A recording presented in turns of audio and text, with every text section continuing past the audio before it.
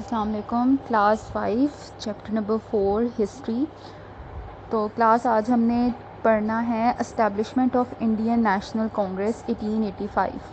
कल हम पढ़ रहे थे कि पाकिस्तान को हासिल करने के लिए मुसलमानों ने बहुत ज़्यादा एफ़र्ट की थी और उन एफ़र्ट्स में से हमने दो बेसिक पॉइंट्स पढ़े थे, टू नेशन थ्योरी और सर सैयद अहमद ख़ान। ठीक है, आज हम उसका एक तीसरा पॉइंट पढ़ रहे हैं, establishment of Indian National Congress के। इस पाकिस्तान को हासिल करने के बीच में एक बड़ा अहम काम हुआ था कि एक पार्टी बनी थी जिसका नाम था इंडियन नेशनल कांग्रेस। इस्टेब्लिशमेंट कायम हुई थी। जैसे आपने आजकल सुना होगा कि पाकिस्तान के अंदर फ़िलहाल कितनी पार्टीज़ हैं। पॉलिटिकल पार्टीज़ की मैं बात कर रही हूँ, जैसे तहरीक इंसाफ है जो इमरान खान की है, फिर इसके अलावा मुस्लिम लीग नून है जो नवाज़ शरीफ की है, इसके अलावा बिलावल भुट्टो की एक है पाकिस्तान पीपल्स पार्टी। तो ये जिस तरह से हमारी पाकिस्तान के अंदर पार्टीज़ हैं, पहले भी सब कॉन्टिनेंट के अंदर भी इस नाम की एक पार्टी बनी थी इसी तरह से, जिसका नाम था इंडियन नेशनल कांग्रेस, जो कि 1885 में बनी थी। अब देखते हैं कि वो क्या काम करती थी, वो किसकी थी एक्चुअल में। In order to convey public feelings to the government, lord A.O. Hume, a British, establish a political party titled Indian National Congress in 1885 AD। Government जो थी 1885 में वो उस वक्त किसकी थी? ब्रिटिश की, बरतानिया यानी अंग्रेज़ों की हुकूमत थी। ठीक है, उस टाइम में उस हुकूमत को अपनी जो पब्लिक आम आवाम है जो वहाँ पे उस वक्त रह रहे थे, इंडिया और मुसलमान हिंदू और मुसलमान जो इकट्ठे रह रहे थे, वो सारे पब्लिक थे उस टाइम पे।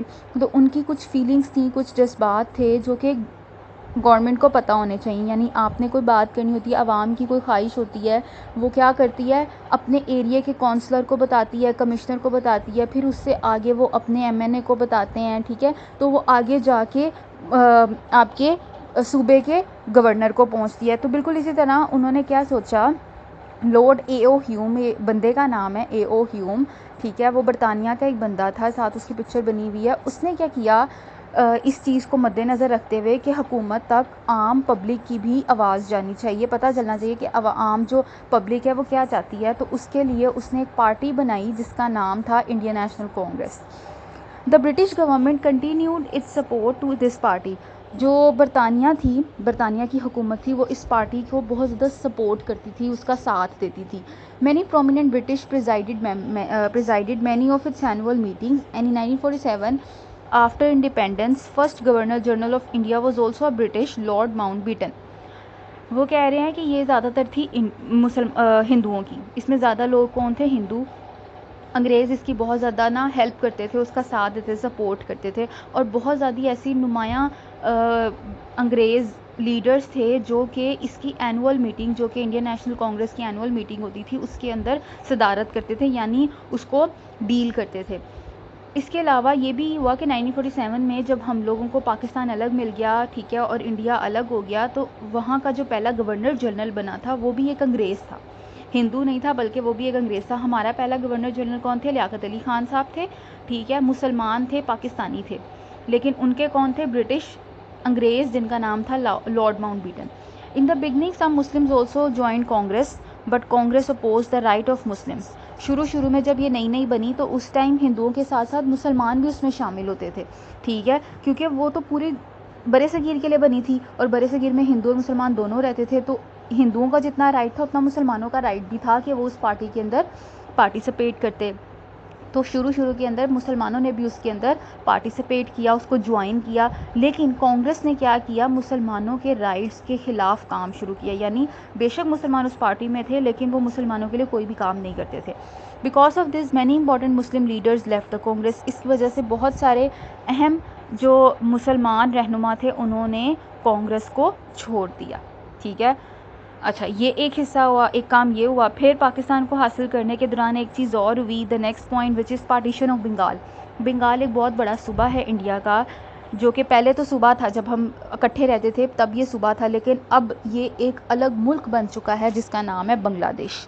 ठीक है, तो उस टाइम में 1905 के अंदर जब इंडिपेंडेंस नहीं हुई थी, मुल्क अलग अलग नहीं हुए थे, तो उस टाइम पे बंगाल एक सूबा था, और बंगाल को जो था वो हुकूमत ने अलग कर दिया था, अलग सूबा बना दिया था।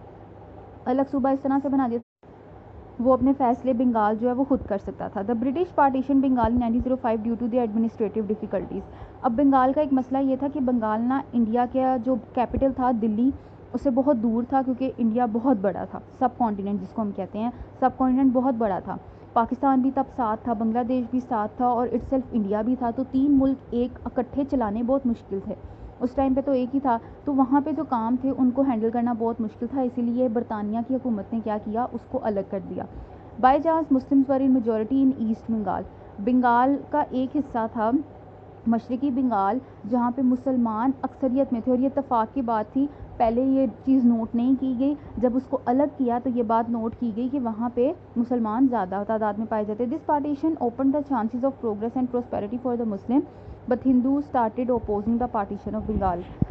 अब ये जब अलग कर दिया बंगाल को, तो इससे ये भी चांस आया कि मुसलमान जब ज़्यादा हैं उस एरिए में, तो अब मुसलमान तरक्की करेंगे और खुशहाली की तरफ जाएंगे। लेकिन जैसे ही हिंदुओं को इस बात का पता चला, हिंदुओं ने कहा कि बंगाल को इंडिया से, सब कॉन्टिनेंट से अलग नहीं करना, उन्होंने इस चीज़ की मुखालफत शुरू कर दी। The British government cancel the partition of Bengal in 1911, और फिर 6 साल बाद 1911 के अंदर जो बंगाल को अलग किया गया था वो दोबारा से ख़त्म हो गया। And again made Bengal a unified province, और उसको फिर सब कॉन्टिनेंट का एक सूबा बना दिया गया।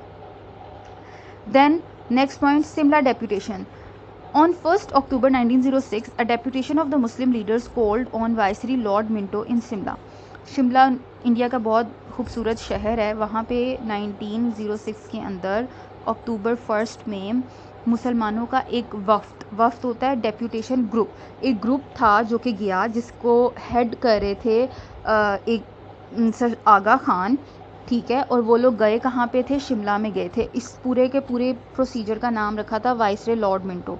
Sir Aga Khan led this deputation, sir Aga Khan इसकी रहनुमाई कर रहे थे, इस पूरे ग्रुप की। Viceroy promise to consider with sympathy the demand of separate electorate and some other demands of the Muslim. Sir Aga जो थे उन्होंने डिमांड की, उन्होंने मुतालबा किया कि हमें मुसलमानों के साथ हमदर्दी का रवैया रखा जाए, और दूसरी तरफ क्या किया कि उन्होंने ये कहा कि मुसलमानों को अलग इलेक्शन का हक़ दिया जाए, और इसके अलावा जो मुसलमानों के मज़ीद और अलग मुतालबात है वो भी सुने जाएँ। तो लॉर्ड वाइसराय जो था उस टाइम का, उसने वादा किया कि हम आपके सारे के सारे मुतालबे सुनेंगे, ठीक है। तो ये जो पूरा काम था इसको हम कहते हैं शिमला डेप्यूटेशन। ये आज की रीडिंग थी। इसके अलावा आपका एक और काम है, आपने शॉर्ट क्वेश्चन आंसर्स करने हैं।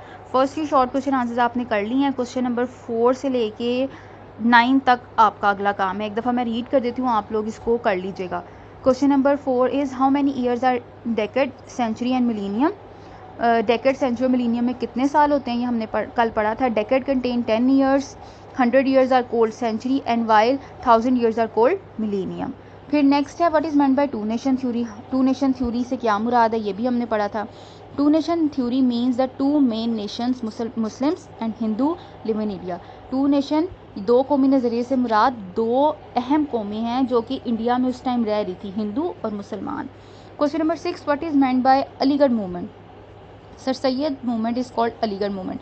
अलीगढ़ मूवमेंट ये भी हमने कल पढ़ा था। सर सैयद अहमद ख़ान ने एक तहरीक शुरू की थी जिसके अंदर मुसलमानों को ये कहा गया था कि वो भी एजुकेशन हासिल करें जैसे कि बाकी लोग हासिल कर रहे हैं, और हमने अंग्रेज़ों के साथ फ्रेंडली मैनर्स के साथ फ्रेंडली रिलेशन क्रिएट करने हैं। तो वो जो तहरीक थी उसका नाम था Aligarh movement. Question number 7 is how established India national Congress and when. India national Congress जो हमने अभी पढ़ा है वो किसने बनाई और कब। Lord A Hume a British establish a political party titled Indian National Congress in 1885। Question number 8, why did British partition to Bengal.